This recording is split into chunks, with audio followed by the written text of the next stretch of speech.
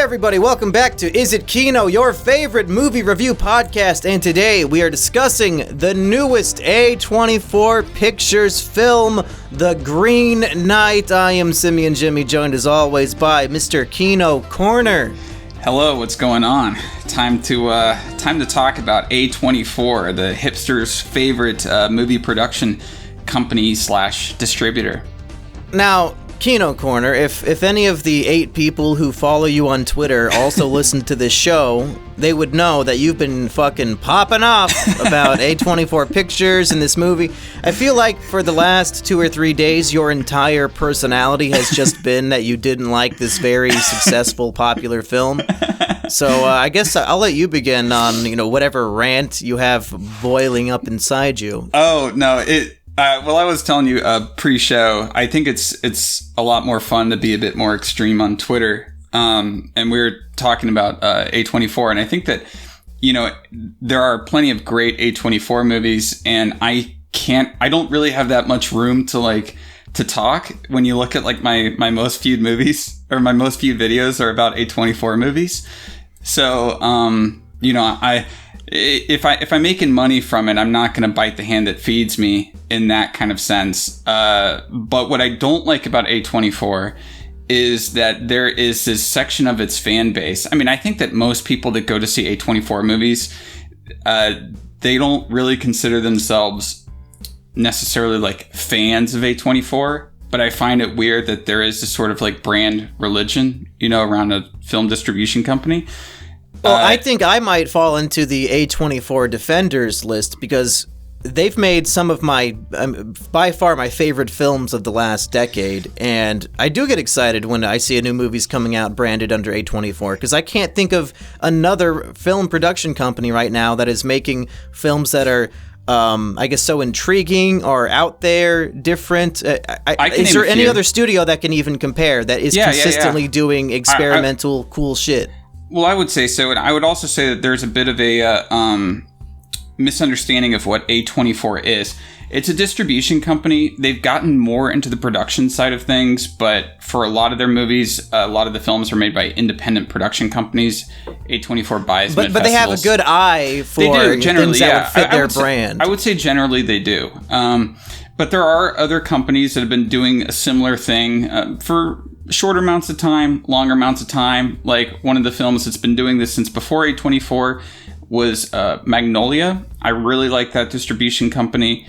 They release a lot of European films. The Orchard is also pretty great. And Neon. Actually, what's funny is that a lot of people mistake Neon films for A24. Neon released Parasite and Pig. Amongst several other actually really great films.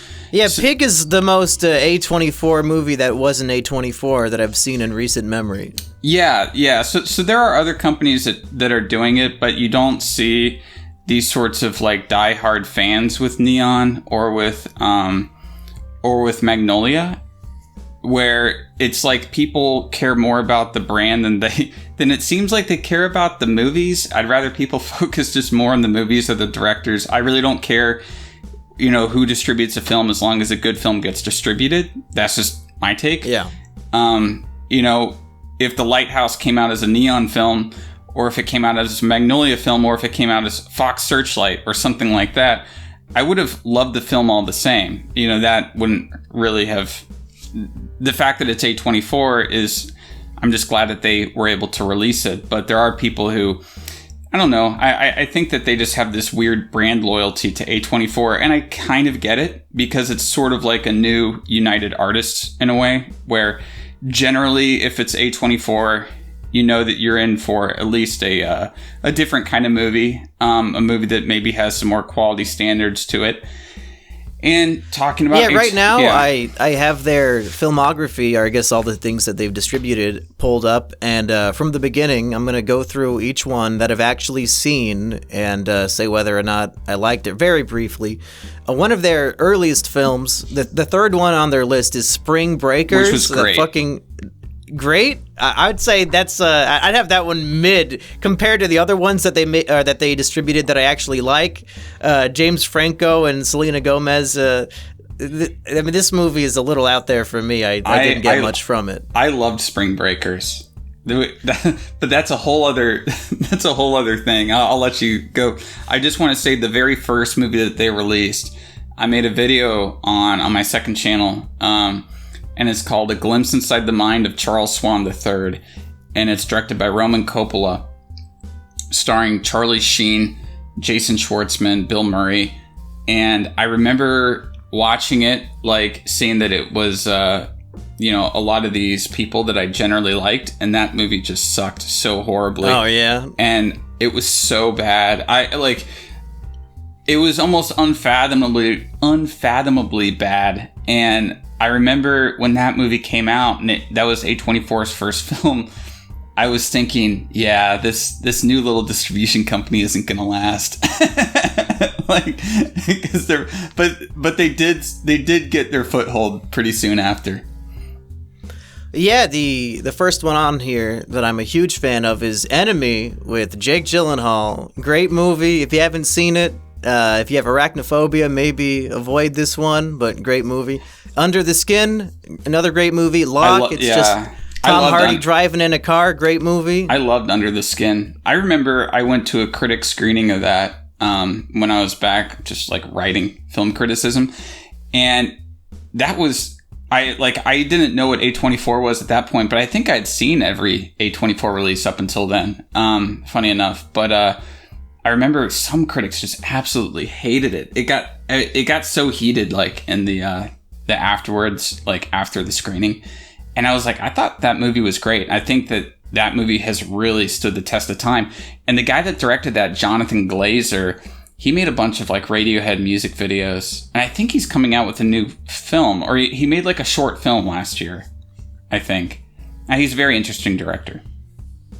Oh, what, he made Over the Skin this year? No, he made this like weird short film, but he also made a movie called Sexy Beast and another movie called Birth. Oh, Sexy Beasts and Where to Find Them? Yeah, the Harry Potter prequel. Yeah. One of my top 10 favorite movies of the decade, Ex Machina. And, of course, that features an actress that was in The Green Knight. Alicia Vikander. Yeah, Vikander with fucking wannabe Tomb Raider bullshit. Yeah, that didn't take off very well, did it? Her boobs weren't big enough. No. Yeah, the only plot hole in Ex Machina is that when she puts the fake skin on top of her robot body, her boobs somehow get smaller. Does not make any sense. Yeah, exactly. They should have fixed that in post. Yeah, make her get a boob job for the movie.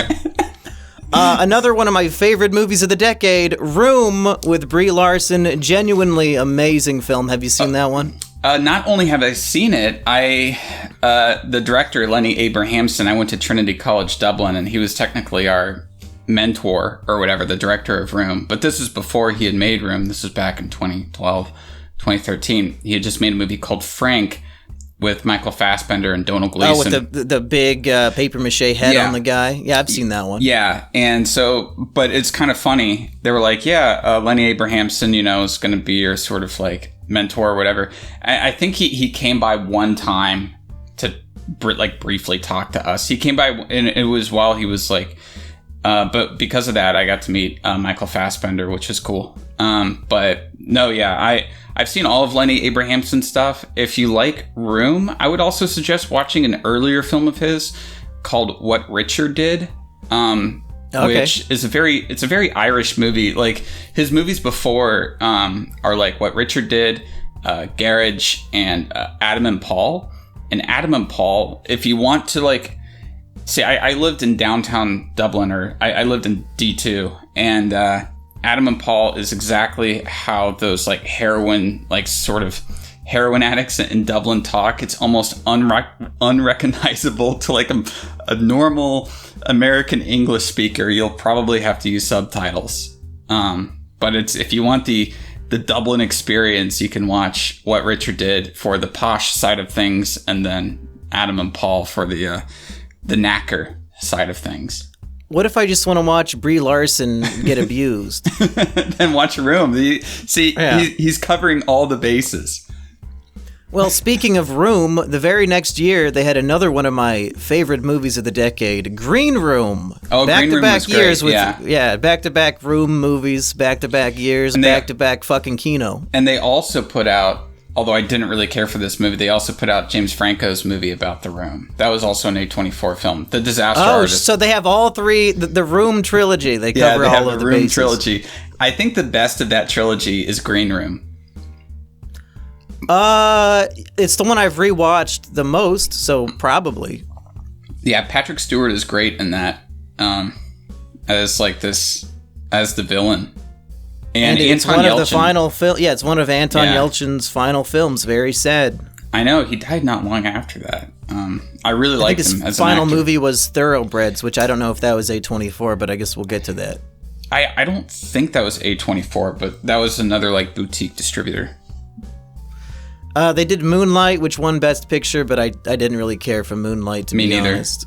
I thought it was kind of boring, if I'm going to be honest. Oh, shit, they had A Ghost Story? That's one of my favorite movies ever. Yeah, obviously. So good. Obviously, I like A Ghost Story. I made a video on it. Yeah. Oh, yeah. So good. You got it. You did the pie scene, didn't you? Yeah, I did. I forced my friend to eat a whole pie from my video. Although, the story behind that pie in The Ghost Story is that Rooney Mara supposedly had never eaten a pie before because she comes from some hippy-dippy background or something, and they made her a vegan chocolate pie that was like a low-calorie vegan chocolate pie for her to eat, and she said it was awful. And I'm like, well, yeah, like, if I hear low-calorie vegan chocolate pie, I'm not going to think it's going to taste good. Yeah, that vomiting was real. Yeah, exactly. I think that using that scene is a good way to convince people not to listen to Emp Lemon. Look, you can't just like replace real food with vegan food. Absolutely not. No, he made me try some of that shit, and I was not impressed. Even the Impossible Whopper, I do not see the appeal. No, yeah, and the vegans, they're like, yeah, we can eat like normal people. We're just gonna make these like transmogrified sort of like Frankenstein's monster food out of plant chemicals or whatever, and it's gonna be like we're eating chicken. It's like, no, I don't buy it. Tastes nasty, looks nasty.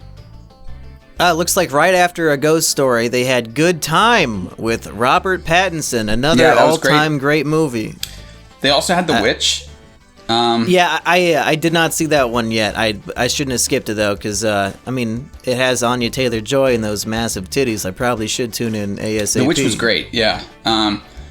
Did they put out It Follows? Was that A24 or was that somebody else? I don't know. I don't see it on here yet. Okay, then it must have been somebody else.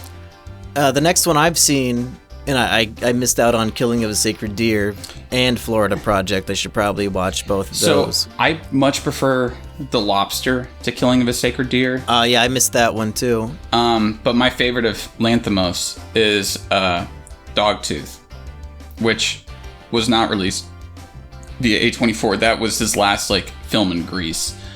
But I did like Killing of a Sacred Deer. It is a very sort of like Kubrickian kind of film. Like it feels like something Kubrick might have made, but for some reason it didn't quite connect with me near as well as The Lobster. The Lobster I thought was really funny, and had some really sort of good sort of emotional moments in it as well. After that one, there was Ladybird, which I enjoyed, but I felt was very much overrated. Yeah, same here. The Disaster Artist I also enjoyed, but it's not... I don't think it's pure kino. It doesn't hold up on a second viewing. Yeah. I liked it on my first viewing, and then I watched it again, like when it came onto whatever streaming service or something like that, and it really doesn't hold up. It feels super messy. To me, on the second viewing, I was like, man, this movie is a mess. And well, don't you get that James Franco also directed the film, and he was trying to embody Tommy Wiseau, so of course the film's gonna be messy? I mean, really, Kino Corner, are you even thinking about the film on a fourth dimensional level? Obviously, I'm not. Obviously, I'm just a pleb. I see First Reformed, which I have not seen. I was supposed to review it, but I intentionally went and saw a Medea movie instead. So then when we did a Kino podcast about it, but I just talked about the Medea movie instead, so that's all I know about that movie. First Reformed, now I generally, like, modern Paul Schrader has been sort of very iffy for me, and First Reformed is a mixed bag, in my opinion. I think that the first half of it is great. I think that the second half of it is, like, loony.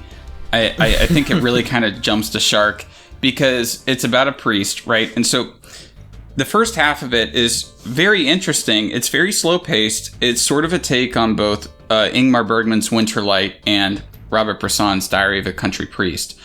And he's talking with, like, a suicidal guy about, you know, like, the ethics and stuff behind, like, environmentalism, behind these sorts of things. And there's this back and forth that I found was very, very engaging. And then, spoiler alert, that guy kills himself.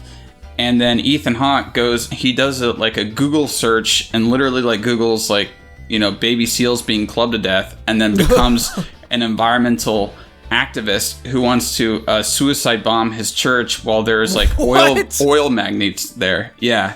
That sounds great.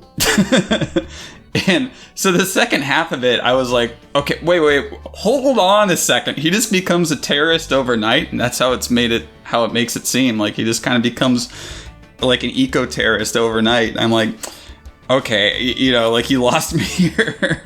Yeah, it sounds based and red pilled to me. Gotta blow shit up, dude. Hereditary, one of the few horror films that I think is actually worth watching, because mostly horror films are just dog shit. I thought Hereditary was pretty good. Yeah. But I'm seeing these articles recently where it's like, okay, is it Alex Wolff? I know the last one we were mixing up the Naked Brothers. I think it's Alex Wolff. Yeah. He's the one with the mole above his lip. Alex Wolff was talking, I guess, recently about how he almost lost his mind acting in Hereditary, and he feels like he has PTSD from it, and he got way too much in the role. I'm like, oh, come on, fuck off. Like, yeah, shut the fuck up, dude. Yeah. I do think that Tony, what's her name, the mom in Hereditary, yeah, she was completely fucked over at the Oscars, not even a nomination. I think she deserved it for that movie. Yeah, she was definitely a lot better in Hereditary than she was in Knives Out. Oh, yeah. Interestingly, in 2018, they had both 8th grade and mid-90s, which I would argue are very similar thematically, and one of them I think is Kino, the other one I think is Cringe. Probably is not that hard for you to guess which is which. Yeah. Wait, you say that 8th grade is Kino? No! I haven't seen Burnham has mid-90s. just been fucking pumping out Cringe year after year, and I don't get it. I haven't seen mid-90s, and I saw 8th grade, and I thought that it was alright. I was like... Mid-90s, there's like a scene where he's like a 13-year-old kid, and he's like at a house party, and I think he like gets a hand job or like fucks like a 17-year-old. It's very funny and awkward. Okay, well, everybody in the theater was cringing in horror, and I thought it was hilarious. Sometimes it's funny, like, for these, like, cringy scenes that you're watching in a theater and just, like, seeing how people are squirming. And it's like, you understand that, like, none of this is real. Well, but I guess 8th grade ends with the 8th graders talking about how much they love Rick and Morty. Oh, and, yeah, that's right. I turned 360 degrees around and walked out of the theater. But I saw that posted somewhere. Was that on 4chan? It's posted all over because it's true. Yeah, I turned 360 degrees. There's so many movies I see from recent years that I wanted to see but did not see, like Native Son, Under the Silver Lake. I didn't care for Under the Silver Lake. Last Black Man in San Francisco, I heard was pretty good. Yeah, that was pretty good. Midsummer was I thought better than Hereditary. I really liked Midsummer. I didn't really care for it. It felt like a not as cool remake of The Wicker Man, the original Robin Hardy. Not the Nicolas Cage remake. No, not the Nicolas Cage one. Yeah, it's very similar to The Wicker Man, and just, it feels like a sort of like a modernization in a sense, but I'd rather watch The Wicker Man. There was The Farewell with Aquafina about, I guess, like her old Asian grandma's gonna die. I saw it on a date, and I do not even remember the movie at all. So I guess it did not leave an impact. I never watched it. But then we have, oh my fucking god, The Lighthouse and Uncut Gems. 2 pure fucking kino movies. I saw Uncut Gems in theaters 3 fucking times, dude. I had to keep taking other people because I wanted to see their reaction to it. You can also thank The Lighthouse and Uncut Gems for me having a YouTube channel. Yeah, so we've pretty much gone through. I mean, Minari was also amazing. Minari was great. I loved Minari. So Kino, my question is, we just went through all the movies they've released in the last 8 or 9 years or so. We didn't go through all the movies. And there are so many instant classics, all-time great movies in this list. So fucking many. We could do a top 20 best A24 pictures video. Like, why are you shitting on this company? I'm not shitting on the company. I'm shitting on their cringe fan base. But you could say that about the fan base of anything. Well, yeah. I mean, it's like Rick and Morty. Like, you can like the show, but you can also sort of like be like, yeah, I don't want to like associate with the people who call themselves Rick and Morty fans. It's just like that. And I think you just have to reach a certain level of your own personal self-awareness and say, you know what? Yeah, I am a fan of Rick and Morty. I am a fan of A24. And some people are just a little overzealous with their fandom. And I don't associate with those people because they're fucking cringe. Well, I mean, obviously, I've covered, if you look at my channel, I mean, I would say I'm a fan of a lot of the A24 films. If you look at the movies that I've covered, I mean, you have The Lighthouse, Uncut Gems. Yeah, I mean, I see what you're saying, but like for you to be painting the company with a miscolored brush just because you're in a fucking Facebook group where there are diehard fans. It's a super large one though. I'm still in it because Who fucking cares? Who cares if they're in an A24 fans Facebook group and they're gushing about their movies? Good. That's what the Facebook group is for. It's not like the fucking bronies who try to fucking go into every other community and ruin it with their pony shit. At least these people are keeping to themselves in their own private group. They're not trying to, like Rick and Morty fucking fans, taking over McDonald's and shit. I've never seen A24 fans fucking destroy a movie theater. No, I'm just saying, I think it's funny. Like, and I think that, you think it's funny that people enjoy things? Why? What's so fucking funny about it? No, what are they posting that is so fucking funny? It's not that they enjoy it. It's just the way that they enjoy it. Like, what? What are they doing? I sent you that one photo where the guy says, going to see the Green Knight while wearing my Green Knight shirt. Actually, it's a Green Jedi Knight because it's Baby Yoda. And I'm like, I don't know. That's cringe because it's fucking Star Wars. yeah, exactly. But it's just, I just find it funny, and and I'll go off on Twitter, but everything that I tweet, it like, just because I tweet something doesn't mean I necessarily mean it. Like, I was tweeting a whole bunch of like really shitty Star Wars takes the other day just to get reactions. So, and luckily for me, I'm not passionate about Star Wars at all, so those did not faze me. But when I see you shitting on my favorite distribution, film distribution company, I don't get it. They put out so much kino that I wouldn't have been able to see otherwise. Yeah, I mean, I don't know. I just thought it was funny. That's really all I can say. And, they have put out quite a few good movies, and I'm not going to discount that. But I just find it, I don't know. I guess I'm like the opposite of like brand loyalty. I care more about the directors than I do about the actual, the brand or the distributor. And well, a lot of these directors, it seems like they have an exclusivity deal with A24 because, like, the Hereditary and Midsummer and stuff, like, these people keep returning. Yeah. Also, Good Time and Uncut Gems. Uncut Gems, The Witch, and The Lighthouse. And then The Northman is also going to be A24.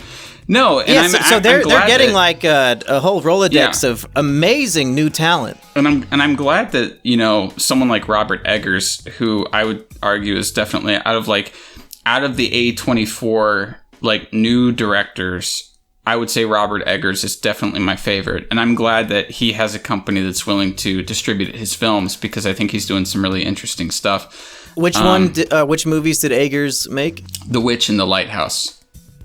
You like him more than the Duffy brothers or whatever they're called? Yeah, Safdie brothers. Yeah, I like him more than the Safdie brothers. I really like the Safdie brothers. Yeah, I think they're my favorite from the A24 crowd. But they sort of like, but Eggers feels so distinct in what he does.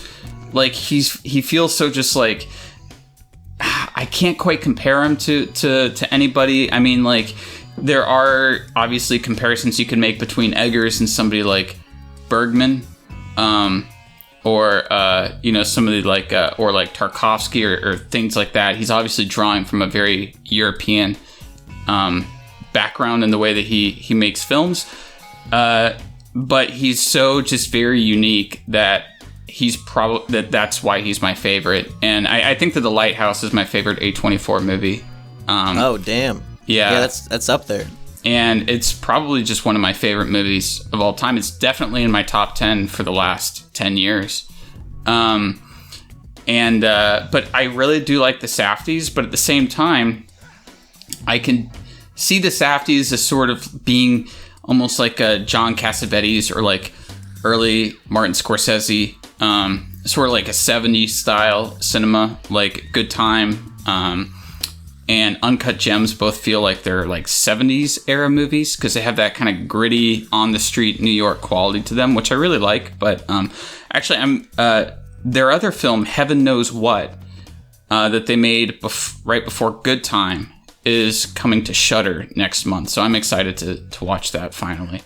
And also, I gotta see it because I consider their genre to be unique in that it is basically anxiety porn, and there's no other movies that get me so tense and on edge like theirs. Trivia question for you, Monkey. Okay. What YouTuber produced a Safdie Brothers movie? YouTuber? Yeah. Oh, I have no idea. Casey Neistat. Oh, okay. Yeah, I've never watched a Casey Neistat video. He produced their film Daddy Longlegs, and he was in it. I haven't seen Daddy Longlegs. I just know that he produced it, and he had some sort of cameo in it. But I always thought that was interesting. The only two, I think they've made 4 feature films, and Daddy Longlegs and Heaven Knows What, but then Good Time is when they came onto my radar, because I saw that because that premiered at the Cannes Film Festival, and I saw that in the theaters. I think I saw it a few times in the theaters, if I'm going to be honest. I loved Good Time. I was honestly under the impression they only had the 2 movies, so it sounds like I need to go watch the other ones. Hopefully they're just as good. Hopefully, although I heard that Daddy Longlegs, like, some people are mixed on it, but I know some people consider Heaven Knows What to be... A lot of people are mixed on Uncut Gems, too, but that's pure fucking kino. Yeah, that's true. I made my video on Uncut Gems thinking that, like, everyone felt the same way about it as I did. And when you make a YouTube video about something you love, that's when you find out how many people hate it. Yeah, it's one of those movies that I consider to be the pleb filter, and there's a lot of reviewers who I respect online, like Dan Merle, Andy Signore. I watch their reviews, and I think Dan loved it and Andy hated it, and I was like, well, shit, I guess Andy is a pleb. Andy's a pleb because he blocked me. Andy Signore blocked you? What, did you bully him? Only very mildly. Hey, did you know he was on an episode of Is It Kino recently? Yeah, I know. Yeah. And he's a cool guy. He's a pleb when it comes to anxiety kino. Look, he blocked me because I made fun of him for bitching about the aspect ratio of Justice League. Okay. I mean, you could have bullied him for much worse things, so I'm surprised that's where he drew the line. Yeah, that's what I said. It was very mild, and then I get blocked, and I'm like, what gives? Like, I didn't think I even went that hard. Yeah. But anyways, now that we've gone through the whole A24 roster, we have arrived at The Green Knight. And before I go into this, I know I've been talking a lot of shit about this movie. I want to say the background. I've seen like every single David Lowery movie, and I have really liked or loved his films leading up to The Green Knight. I loved Ain't Them Body Saints. I loved A Ghost Story. I liked The Old Man and the Gun. I liked Pete's Dragon. Wait, the guy who made A Ghost Story made this movie? Yeah. Oh, I had no clue. Yeah, David Lowery. And he had worked on... before he was a director, he was an editor. He worked on some interesting films. I believe he worked with Shane Carruth at some point on something. But he was very much in the Texas independent film scene before he became like an A24 director. He lives in Dallas, and he's like one of those guys. He's like, I'm not going to move to LA, and I'm not going to move to Austin. So he stays in Dallas, and he was big. He was really big in the Texas independent scene for a while. I think he still is. But yeah, so I've been following him for a decade at least, I want to say. So going into The Green Knight, I went in with the best of intentions. I really wanted to love the film because Lowery has never disappointed me in the past. See, I think that's the issue. And I've read your other various reviews you've sprinkled on Twitter and Discord, and you basically admit I went in with extremely high expectations, and I think that's why you were so disappointed. You were expecting a 10 out of 10 when honestly the movie's a 7 out of 10. Yeah, I would even say it's about a 6 out of 10. See, you're dragging it so far lower than it needs to be because you thought it was going to be perfection.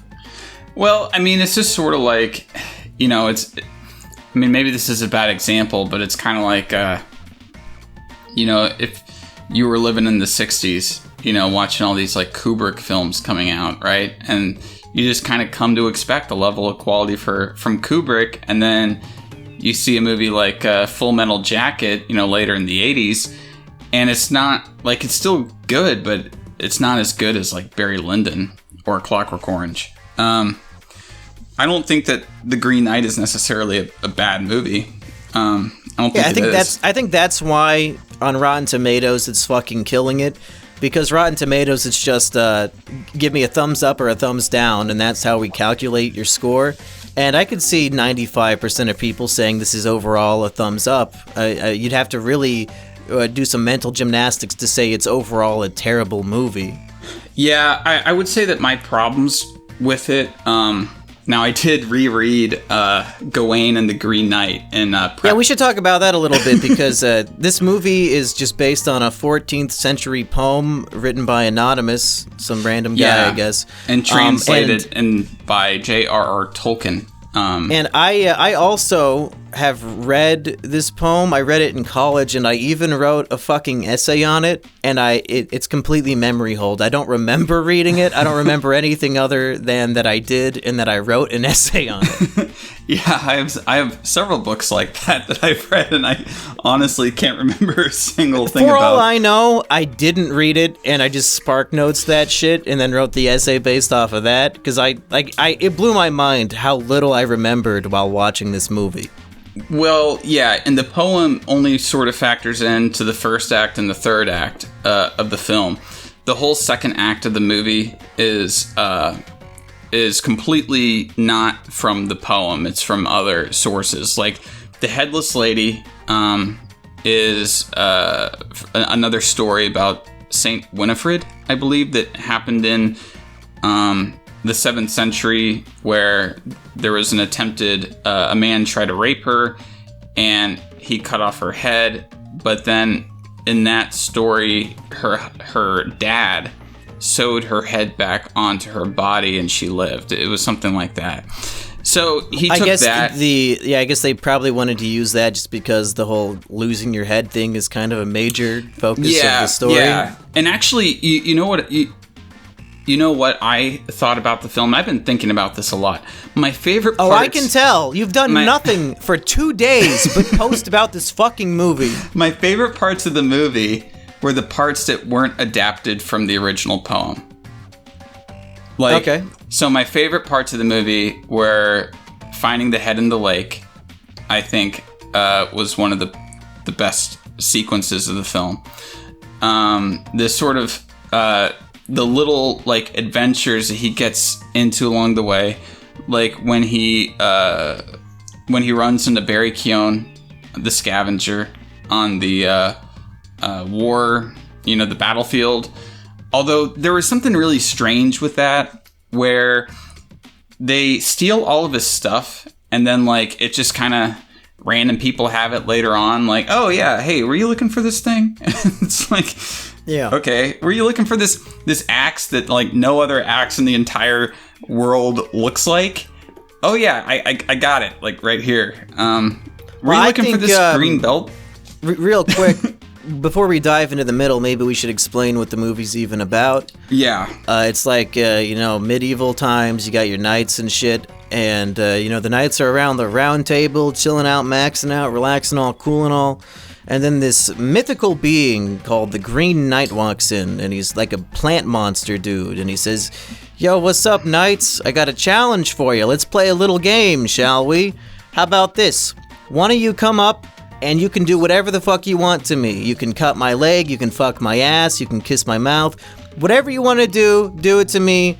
But 1 year from today, you gotta come find me, and I gotta do it back to you.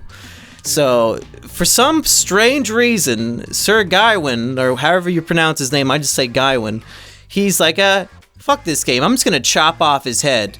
Which is idiotic, because of course he's a plant monster. His head just reattaches immediately, and now Sir Gawain has to, you gotta reap what you sow. I think that's the theme of the story. You reap what you sow, the mistakes of your past are gonna catch up with you, and he has to, one year later, he has to go on this journey to go get his fucking head chopped off, and that's the whole movie. I mean, it's, in the poem, it's about more than that. The whole, like, the beheading game was a popular trope in a lot of these medieval stories, but in the poem, the Green Knight comes, right, and they do the beheading game, and then when he goes I would have I probably would have like kicked him in the shin. I don't know if I would have gone for a fatal blow if he promised he would do the same to me. Yeah. But what happens is that he then goes to, seek out the Green Chapel where the Green Knight is a year and a day later. And he comes across a lord in his manor. And this is where I think the film really sort of changed a lot of things. For one, I just want to get this out there, is that the character of Gawain, however you say it, the character of Gawain in this movie is not Gawain. He's nothing like how he is in the Arthurian myth. Good. He's good. He's like he's what living. Are you, a fucking Marvel fanboy? Oh my god! I can't believe they ruined Iron Man's character. He would never do that in the comics. Why aren't these movie adaptations just like the source material, my friend? Oh god! No, I'm not saying that. What are you saying? What I'm saying is that the way that they stray away from him, it sort of goes against, and I think it sort of, it takes some of the tension out of the film, right? Because in the material, in the Arthurian legends, he's known as, like, being the chaste and virtuous one, right? Like, he's a Volcel that doesn't really, he doesn't really trust women that much. He's based Volcel, and one of the first shots of him is him essentially sleeping with a prostitute, who is played by the same, she also plays as the Lord's wife. Yeah, I was curious about that. Why is Alicia Vikander dual casted in this movie? I assume there's some sort of thematic or symbolic reasoning behind it, but I couldn't really wrap my mind around it other than these are the two women he fucks. Yeah, I think that it's just sort of like,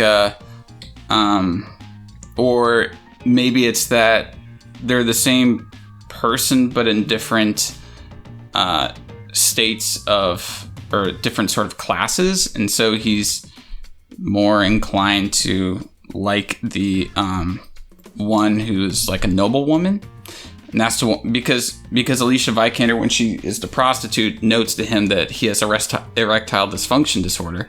She says that he can't get it up, And I guess that is the reason why maybe he's chased in the movie. I thought that's just like kind of like a pretty soy reasoning of like, oh, he's a Volcel. He must just like have ED. I'm like, okay, whatever.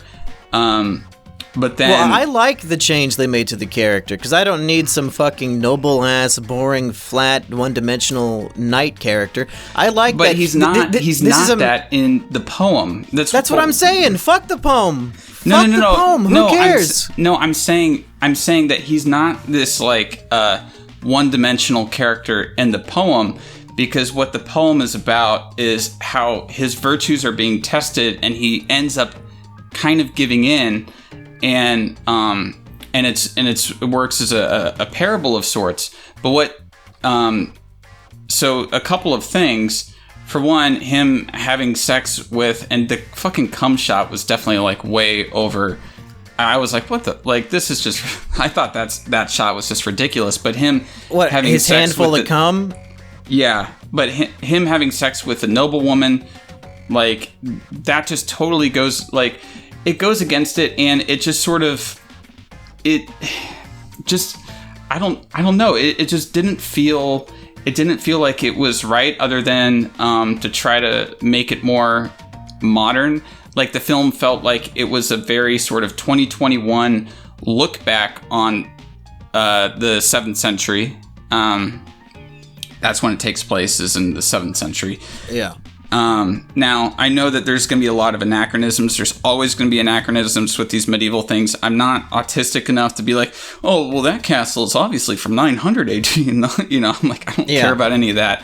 Well, if we want to talk about, how they changed, like, the themes and messages of the story, I like the idea of, in the movie, it's the story of wasted potential, because this is a man who's basically the next in line to be king, and he should be a knight by now, and his mom's like a witch, and she's like, why are you wasting your life going to brothels, playing with fucking whores and prostitutes?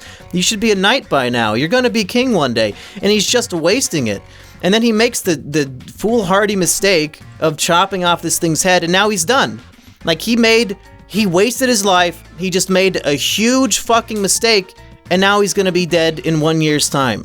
See, and I think that's a more interesting story than, I'm better than everybody. Oh, this woman wants to fuck me? No, I'm too virtuous to fuck.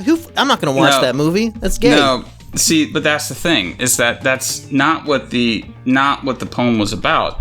The poem is about how he does give in accepting the green belt. Now, the green belt in the movie is given to him by his mom, and then it magically reappears, with Alicia Vikander giving it back to him, the noblewoman giving it to him, during the sex scene. However, in the poem, that green belt is a marker of humility, and it's a marker of his own shame, and that's in the fact that he is not good enough. He is not as virtuous as people thought. Like, it's a sort of, it's kind of like a marker of his own sin. It's almost like a mild case of like the mark of Cain in a sense, But he wears it gladly. It becomes a sort of humility, sort of thing to humble himself that he wears, right? Well, so the green belt, it's a magical device, and if you wear it, you cannot be, I guess, killed or struck down or anything. So his plan, I guess, is to wear it so that when the guy chops off his head, he survives. Yeah, and in the poem, it's sort of made to seem like it's not actually enchanted, that she essentially just tricks him into taking it by saying that it's enchanted. But what happens is that's actually the reason that the Green Knight at the end cuts his head, but cuts his neck, but he doesn't cut his neck very, very deep. It's like like a scratch. Essentially, that's all he does, because the poem is about how, the poem is about forgiveness, and so actually the Green Knight, spoiler alert, in the poem is the Lord of the Manor. And his whole time at the manor was to test him to see whether or not he would cut off his head or he would spare him. And that is lost in the movie, which I think is a very interesting thing. And the other thing about what happens at the manor that I thought in the poem that they could have really, done more with, but I thought was lost, and maybe this was a budget thing, I'm not quite sure, is how in the poem it contrasts the Lord of the Manor hunting these different beasts. First it's a stag, then it's a boar, then it's a fox, and it juxtaposes that to his wife testing him, kind of trying to entrap him, or trying to use temptation, although it's made to seem like she's not gonna do anything. She's not really interested in him sexually. She just wants to test his virtue. So it's this sort of back and forth, this juxtaposition that is very interesting, and it's very entertaining when you read the poem. And I think it just kind of gets lost. You don't see the actual hunt. They just kind of have a panning shot of like a fox hunt, and the way that he gets the fox, he's like, oh yeah, I just found this in a trap. And it's just like, it kind of takes that out, because thematically Gawain is the fox and she's the hunter, and she's trying to entrap him. She's trying to sort of go at all of his weak points, and and if he succumbs, then he'll get his head cut off. But he doesn't. He only kind of slightly succumbs. And then there's this chivalrous game of gifts, which back then, if you were given a gift to restore your honor, you would have to give a gift of equal or greater worth, right? So the Lord of the Manor says, like, I will give you the best, beast that I kill, and in exchange, you have to give me whatever you can take from this castle. Now, there's a little bit of a difference between the poem and the movie, and it was funny. I was watching the movie with my friend, and the way that he says it and the way that it's shot, I turned to my friend and I said, does he want Gawain to fuck his wife so that he'll fuck him? And that's exactly how it plays out. My friend was like, no, that's not going to happen. But that is exactly what happened. And you didn't like Joel Edgerton trying to make out with Gawain? It's a total just sort of like throwing away the meaning of that game of the gifts, right? Because at the end of so she gives him a kiss, and like on the first day she gives him one kiss, on the second day 2 kisses, 3 day 3 kisses, right? And so at the end of each day he gets the stag, he gets the boar, and he gets the fox. So on the first day he gives the Lord one kiss, although you have to understand this, like for a European and especially medieval European context, a kiss isn't necessarily romantic. It's like I've kissed plenty of people like as a greeting and stuff. It's not necessarily like a romantic thing. So he gives one kiss on the first day, 2 kisses on the second day, 3 kisses on the third day, basically as a way of telling him that, yeah, your wife has been hitting on me, and the fact that he doesn't give him anything more shows that he didn't follow through. But where he faulted was accepting that green belt from her, which she said was enchanted, and him not giving that or disclosing that to the Lord of the Manor, who's also the Green Knight.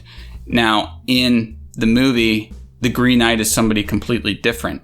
Yeah. So and instead, he just wants to make out or have sex with Gawain, which sort of cheapens a lot of that. And I think that it just, like, I don't know why they couldn't have just kept, the Lord of the Manor also being the Green Knight, because then it feels like that, like, it's kind of like that was the actual game he was playing.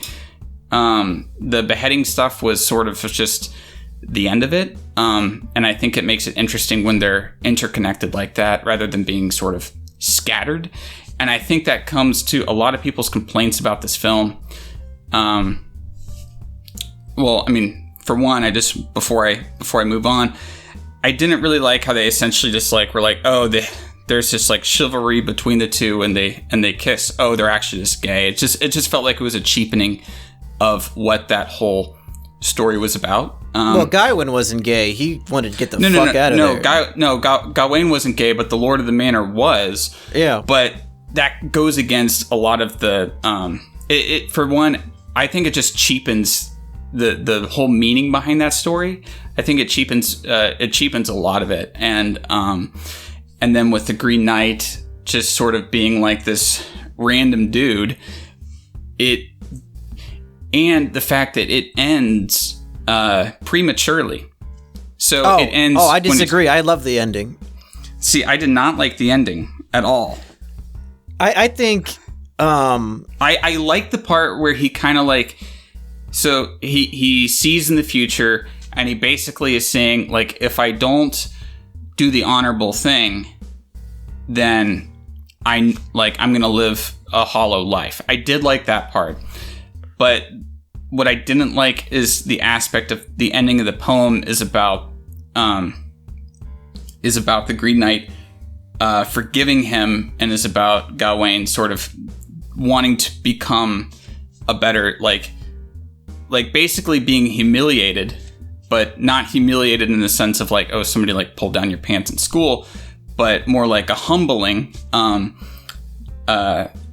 which is important to be great. It's important to be heroic. Is also not to have like this humongous ego, and it's sort of like this humbling, this humiliation of Gawain, and the forgiveness from the Green Knight, and the camaraderie between the two. Like they kind of walk away like having a good time, and the Green Knight's like, well, do you want to like party with me right now? And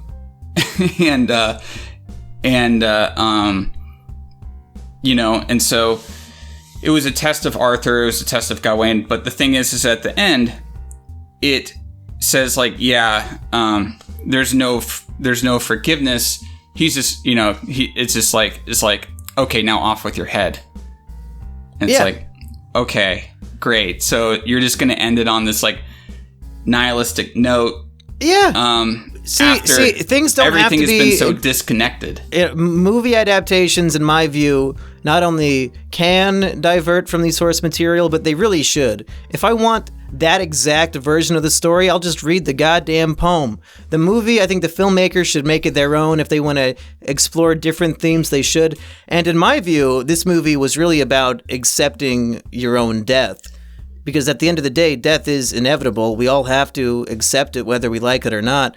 And this is the story of a man who knows he's about to die, and he has to march towards death. And then at the end, he has to ultimately, the test of him accepting his death is choosing to take off the green band so that when he is struck, he actually will die. And after he sees that vision of his future and how horrible his life is going to be in the future, that's when he realizes, you know what? I should just die right here because I've already fucked up my whole life as it is, and it's not going to get any better, and it's going to end with a revolution against me. You know what? Maybe some mistakes you can't live with, and I should just die right here and now. And that's how it ends. It ends with the guy about to chop his fucking head off. No, I agree with you, and I normally like it when a movie strays far away from the source material. But what I'm saying is that I like it when I think that it adds a lot more to it. When it kind of expands on it, and that's why. With the Green Knight, the parts that I liked the best were the parts that weren't from the poem. I think that's your big issue with the movie is that you seem to adore this fucking boring ass, lame ass poem that nobody gives a shit about. And I'll watch this movie before I'll read that fucking poem again any day of the week. It's not that long of a poem. It's not that good either. It's not that fucking good. Who gives a shit? How many people have you met in real life that like Sir Gawain and the Green Knight? Literally fucking nobody gives a fuck about this shitty ass poem. Nobody cares. This movie is cool. How is it a shitty poem? Who cares? Who cares about it? It fucking sucks. Who gives a shit? If it has survived 700 years, it survived the test of time. So is the Bible, and the Bible fucking sucks dick too. Look, time is the greatest critic. That's what I can say. Time is the greatest critic. Will people remember the Green Knight 5 years from now? Maybe, maybe not. I don't know. But people remember Sir Gawain and Who remembers Sir Gawain? Literally just motherfuckers in college who get paid and they pay 40 grand to be forced to read this bullshit. Nobody in real life reads this shit because nobody cares. You only will read this in an educational setting, and it's not even worth reading. I did it for a project, for an essay. I don't even remember it. And I'm one of the 0.0001% of people on Earth who have read this dog shit. Who gives a fuck? Literally nobody in the comments knows what this poem is, and that's a good thing, because who cares? Can you name one person who has read this for fun? That's not you. That's not you. Literally, nobody on Earth has ever read this because they felt like it. They did it because they were in fucking class. Shakespeare, people read that shit for fun all the time. People will pay money to go see a Shakespeare play. Nobody on Earth gives a shit about this poem. Look, what I can say is that it's not that I don't like how it diverges from the source material. It's that because reading through it, even I was looking at it and saying like, yeah, I wouldn't necessarily go with this or go with that. It's more like I thought that the way that they changed the themes were not for the better.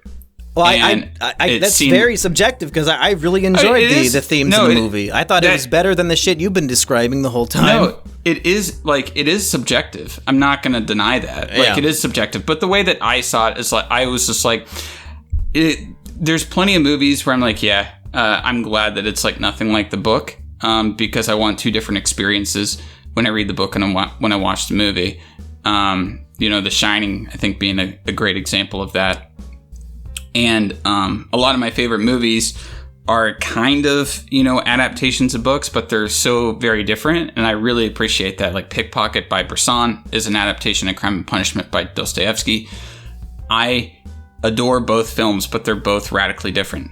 And I also like that about them. But what I'm saying is that I just thought that it was too... I don't know, like... The way that they changed... The way that they changed the themes was too modern for me in a sense, and there was also this sense about the film where there was something to it that just couldn't really hook me. Do you know what I mean? Like a lot of the cinematography is beautiful when it's not like super fucking dark and you can't see anything that's on screen. That's another thing that I'm very much confused about, because you warned me before I saw it that at times the movie was so dark that you couldn't see what was going on. And I have a few theories about this, because the theater I saw the movie in, I could see everything perfectly fine. There was not a single shot that I was confused. So I'm wondering if maybe like the projector at your theater was just not working right, or maybe you wore sunglasses into the movie. I didn't wear sunglasses. It could have been the projector. I don't know. I remember when I saw Thor Ragnarok, I was shocked to find out that the movie had vibrant, bright colors, because the projector I saw the movie on, like everything was like toned down and gray and like ugly. So it blew my mind that everybody else had a different experience. So it very well could be that the theater you saw it at was just dog shit. Maybe. I had no issues seeing what was happening. Yeah, there were plenty of scenes in the theater where I was at where I could hardly see anything that was happening on screen. It was just so dark. And it also could be that you're just getting old and you're probably blind. Yeah, we're like the same age. Yeah. Shut up. Don't you wear glasses though? Like I have 20/20 kino vision over here. I have 20/20 vision. Well, clearly not if you couldn't see this movie. Yeah, I'll have to watch it when it's on a home video or something where I can watch it on a screen that's not, you know what I mean, like, and that's maybe a bit more standardized. Yeah, like the darkest scene is like when he's walking through the fog, but even then I could see him just fine. Yeah, maybe I would have to watch it again. But the thing is that another thing that I wanted to point out is that there's a lot of like really great shots in it, but in a sense it almost makes it feel too formal, or like, like it's like somebody said this somewhere, and I thought it was interesting. You know, I thought it was clever. They said it's like every single shot in the movie wants to be on that like Instagram account, One Perfect Shot. I don't know if you know anything about that. So the cinematography was too good? Well, no. What I'm saying is that it, like the cinematography was great, but there wasn't like a very emotional element to it, and I couldn't ever like feel that engrossed in the world. In a sense, I don't know. There was just something about the film where it just didn't hook me, and I think that that's where all of my not quite liking it, you know, began. Is that at the end of the movie, I just felt like, oh yeah, that was all right, you know, like, but I wasn't emotionally engaged with anything, and that for me, that's very important. For me, liking a movie is that I have to be emotionally engaged with it. You know, in some way, shape, or form. Like if it's Uncut Gems, right? You're emotionally engaged in the fact that you're just stressed out about the whole thing. I mean, I was engaged by the impending sense of doom that Dav Patel, whatever this fucking guy. I was entertained. Like, yeah, I could see his performance. I could tell that he knows he's about to die and he's not looking forward to it, but he knows he has to go find this green chapel because he made the deal. He has to go through. He made his mistake, and you know he's going to reap what he's going to sow. I was entertained in the sense that. You know, I like a lot of people were like, "Oh, this is super boring." I didn't find the movie to be boring. People complain about the slow pacing. The pacing is a little slow. I've seen much slower. I thought that the pacing was honestly my favorite part of the film. I thought that it was paced very well. I liked how it took its time with certain scenes and it let a lot of the scenes breathe.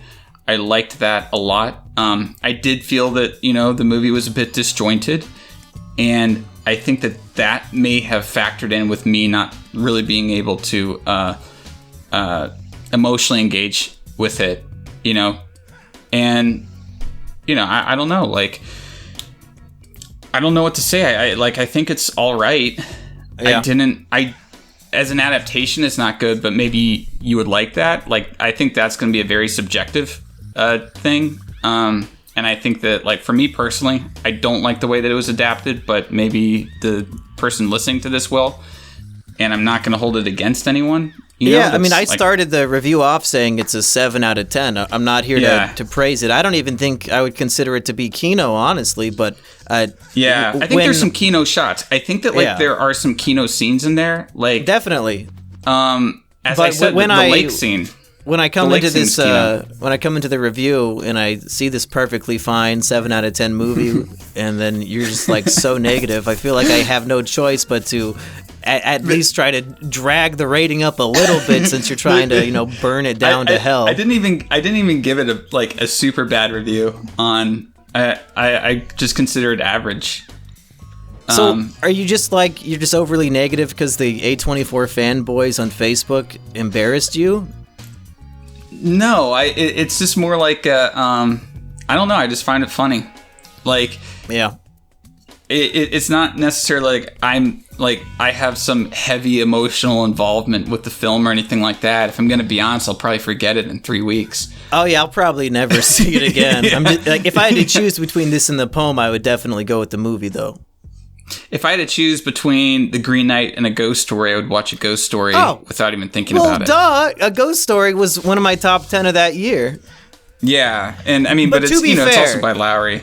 To be fair, A Green Knight is currently my number 3 of the year, because the only other movies were Space Jam and Black Widow. So, I mean, and Pig.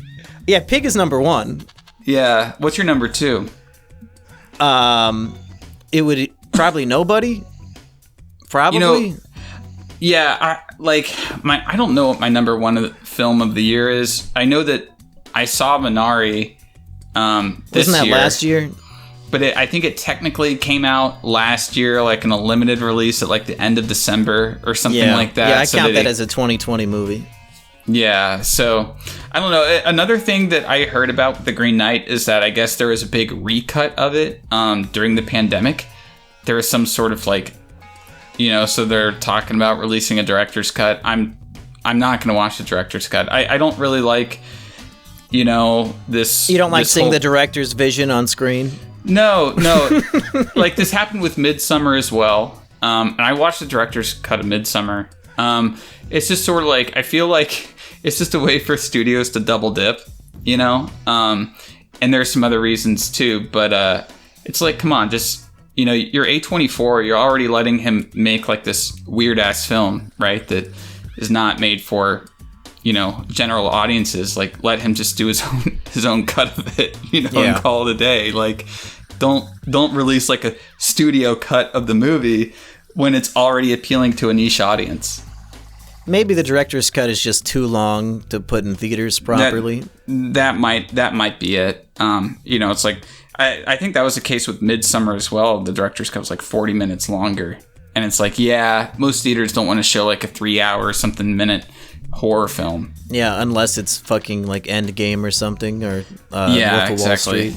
Well, and see, that was the problem, you know, when you look at like United Artists, where how they went under was they put out Heaven's Gate, which went way over budget and it was like 3.5 hours long, or longer than that. I mean, there are different cuts of, I think the cut of it I saw was something like 5.5 hours long. It was super long movie, and it was not like, it didn't really appeal to a huge audience, and so theaters could only show like 1 or 2 screenings of it per day, and it was such a costly film that there was like no way they could make their money back.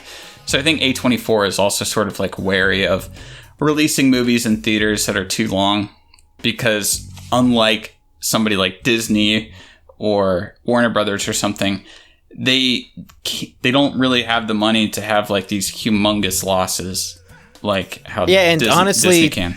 I would not want to see a longer version of this movie. I feel like even as it was, I could have cut off probably 10 minutes. Yeah, they probably could have. You know, there's a lot of shots of him walking.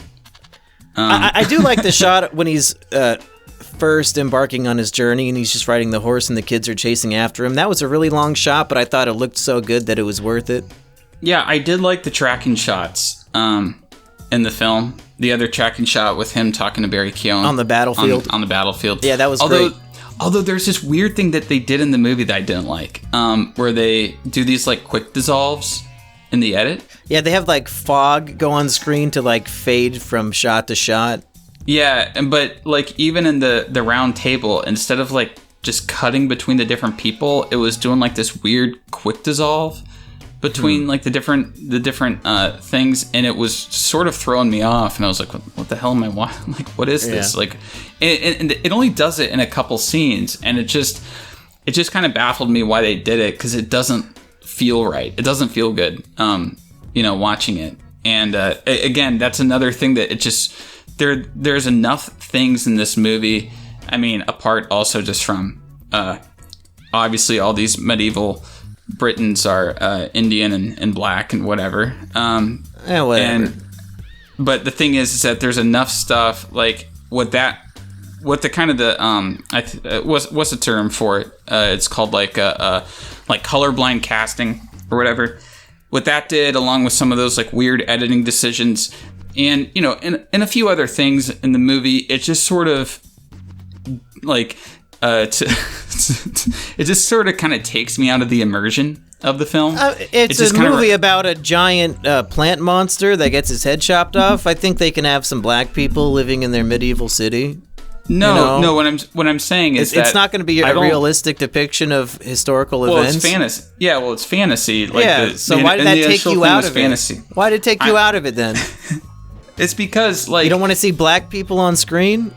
Oh yeah, that's what. I don't want to see black people on screen. That's why I said that I really loved The Last Black Man in San Francisco. You said Moonlight was dog shit, and you wish it was about white people. You said that. No, I said it was boring. You said Moonlight should have been about white people. Yeah. Oh yeah. I definitely. So why did Dev Patel being Indian take you out of the movie? I actually didn't care that Dev Patel was Indian. Okay. Yeah, I didn't really care about that, because I think that he has a really good look to him. Yeah, that's why Joel Edgerton wanted to fuck him. He's kind of hot. No, I'm just saying, like, you know, I see it, you know, stuff like this, right? Like in plays and whatever. Like, there's colorblind casting all the time. If you go watch a play or something like that, it's going to be like this. But what it does. Wait, you telling me George Washington wasn't really a black guy? Did Hamilton lie to me?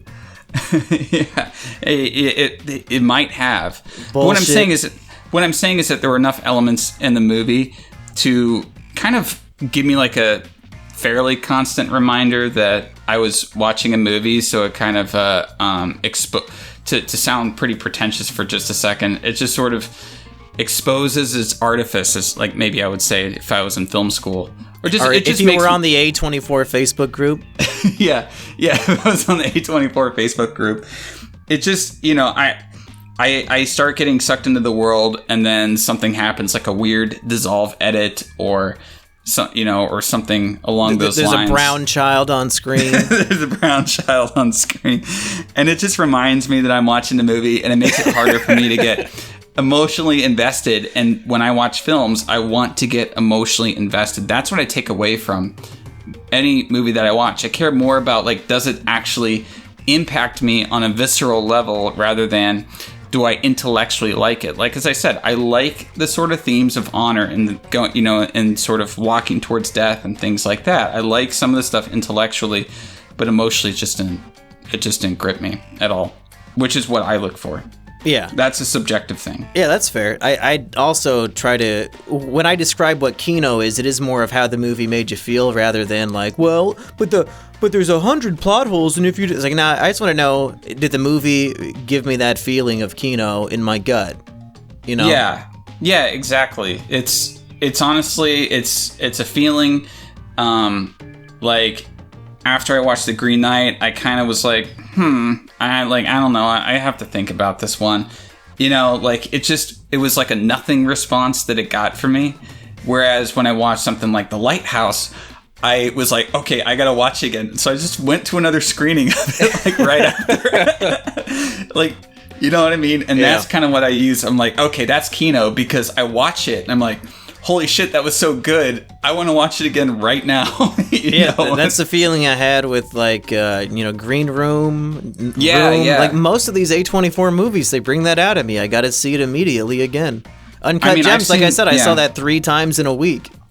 Yeah, same here. I saw Uncut Gems several times, and, ever since it's come out on Blu-ray, I've seen it more. Now it's getting a Criterion release later this year. I'm really excited for that, especially for all the behind-the-scenes stuff that's going to be there. I'm excited to, see what, like, new documentary they have on the behind-the-scenes of that. I'm excited for the new Safdie Brothers stuff. I'm super excited for Robert Eggers' The Northman. I think the Safdie Brothers are adapting or they're doing some sort of TV show, but Benny Safdie, who plays the retard? The retard. Yeah. He's in the new Paul Thomas Anderson film that's coming out. Playing another retard? Maybe. Well, hey, Kino, we've gone way over time on a video that'll probably get less than 500 views, to be honest, because who gives a shit about A24 films or The Green Knight? And I also really have to go pee, so let's just wrap this up. We both agree it's not Kino. You probably don't need to go see this one in theaters, especially if you go to Kino's dog shit Florida theater that can't even light the screen properly. Hey, my theater was better than the one we went to see Boss Baby 2. Well, that's not saying much. That was a terrible experience, to be honest. Kino, where can people find you online? They can find me at the Kino Corner on YouTube, and they can find me. I'm the Kino Corner anywhere, so Letterboxd, YouTube, Instagram, wherever. If you type in the Kino Corner and you spell it right, Kino, you'll be able to find me. All right, folks. Thanks for tuning in. And if you listen to this all the way through, what secret message should they post in the comments section? The secret message that they should post in the comments section is cum belt. Okay. See you next time, folks. All right. See ya.